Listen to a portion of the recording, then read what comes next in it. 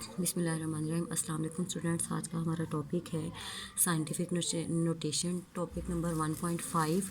सबसे पहले देखते हैं कि इसकी डेफिनेशन क्या है। A way to express a given number as a number between 1 and 10 multiplied by 10 having an appropriate power is called scientific notation. यानी कि हमारे पास क्या है, एक साइंटिफिक मेथड है, हमारे पास,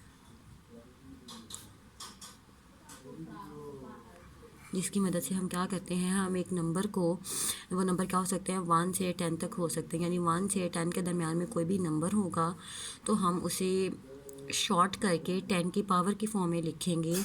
तो इस मेथड को हम कहते हैं साइंटिफिक नोटेशन।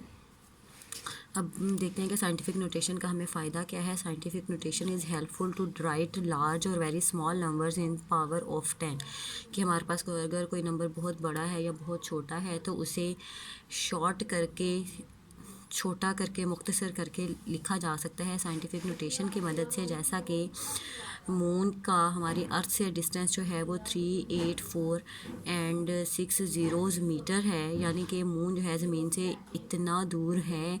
हम इतनी बड़ी अमाउंट लिखने के बजाय अगर इसको सिंपल करना चाहें, साइंटिफिक नोटेशन में लिखना चाहें, तो हम क्या करेंगे, स्टैंडर्ड फॉर्म में लिखेंगे 3.84, उसके बाद 10 की पावर 8। 10 की पावर 8 कैसे बनी कि आप फर्स्ट डिजिट के बाद हमेशा पॉइंट लगाते हैं। साइंटिफिक मेथड का ये रूल होता है लिखने का कि आप फर्स्ट डिजिट के बाद पॉइंट लगाएंगे।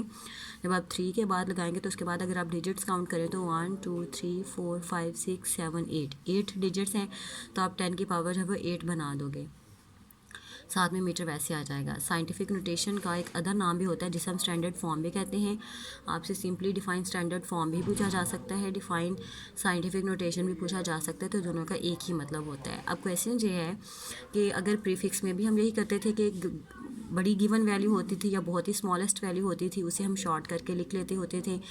साइंटिफिक नोटेशन है, इस पर भी हम वही काम कर रहे हैं कि 10 की पावर की फॉर्म में लिख रहे हैं। तो इन दोनों में फ़र्क क्या है? इन दोनों में फ़र्क मैं आपको एक सिंपल एग्जांपल से बताती हूँ कि अगर हमारे पास एक प्रीफिक्स में लिखने के लिए एक गिवन वैल्यू को कहा गया है, आप इसको लिखोगे। अब आपके पास साइंटिफिक स्टैंडर्ड फॉर्म के लिए रूल क्या होता है कि फ़र्स्ट डिजिट के बाद जो है वो पॉइंट होना चाहिए। तो 6.2750 मीटर। अब आप अगर देखो तो 1 2 3 4 डिजिट्स को क्रॉस किया है, तो आपके पास जो है वो 10 की पावर 4 मीटर बनता है। लेकिन आपको पता है कि प्रीफिक्स के टेबल में हमारे पास 10 की पावर 4 जो है वो एग्जिस्ट नहीं करती। तो आपने क्या करना है, आपने टेबल के अकॉर्डिंग जो वैल्यूज़ टेबल में गिवन है आपको -1, उसके बाद 3 6 9 12 15 इस तरह से गए, यानी 3 के मल्टीपल की फॉर्म में वैल्यूज़ गिवन हैं। तो आप क्या करोगे, 62.750 मल्टीप्लाई 10 की पावर 3 मीटर। फिर 3 जो है वो आपके पास मिली के इक्वल होता है। 62.750 लिखें या ना लिखें, बाकी m साथ वैसे आ जाएगा।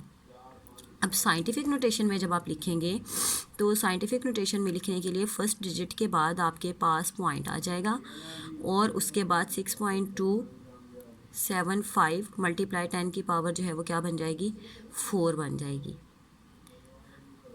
अब देखें इसमें हमें जो है वो इसको सिंप्लीफाई ने, अब हमें टेबल से वैल्यू नहीं देखनी पड़ी, हमें टेबल के मुताबिक नहीं बनाना पड़ा। हमने सिर्फ क्या किया है, पॉइंट के बाद जो है वो अपना पॉइंट जो है फर्स्ट डिजिट के बाद लगाया, बाकी जितने डिजिट क्रॉस हुए उन सबको हमने पावर की फॉर्म में एक्सप्रेस कर दिया। उसके बाद साइंटिफिक नोटेशन की एक और एग्जांपल है हमारे पास कि अगर हम जो है वो पॉइंट को राइट साइड से लेकर आ रहे हैं तो उस सूरत में हमारा जो है वो पावर पॉजिटिव होगी, नेगेटिव होगी या कैसी होगी। तो देखें जब आपके पास वैल्यूज़ हमें पता है कि पॉइंट से पहले जब वो ज़ीरो नहीं होना चाहिए, इसका मतलब है कि हम उस पॉइंट तक आएंगे जहाँ कहीं पे हमें नॉन ज़ीरो डिजिट मिले। तो नॉन ज़ीरो डिजिट इस पॉइंट पर आकर मिल रहा है, तो हम क्या करेंगे, 4.5 करेंगे।